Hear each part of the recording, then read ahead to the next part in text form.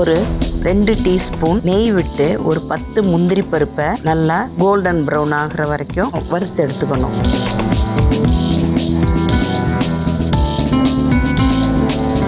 அதோட 10 ரேசின்ஸ், அதுவும் நல்லா புஷ்னு பலூன் மாதிரி உப்பி வர்ற அளவுக்கு நல்லா நெய்யில வறுத்து எடுத்து தனியா ஒரு தட்டுலயோ கிண்ணத்துலயோ வச்சிட்டோம்.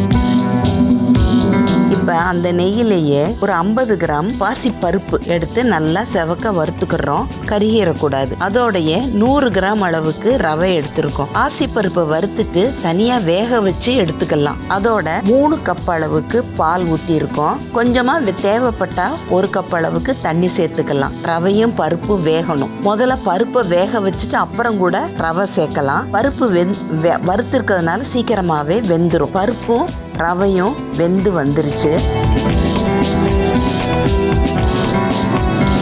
இப்ப நான் 1 கப்பு தண்ணி ஊத்தலான்னு சொன்னேன்ல, அது ஊத்தி இருக்கோம்.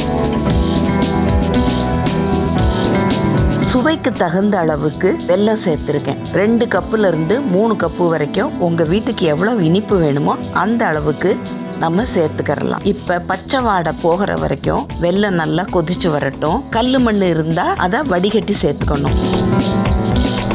ஏலக்காய் பொடி சேர்த்துட்டோம். ஒரு சிலர் ஏலக்காய் பொடிக்கு பதில் ரோஸ் எசன்ஸ் விடுவாங்க. அது நம்ம இஷ்டம்தான். வெல்லம் போட்டிருக்கிறதுனால ஏலக்காய், சுக்கு இந்த மாதிரி சேர்த்தா ரொம்பவுமே டேஸ்டா இருக்கும்.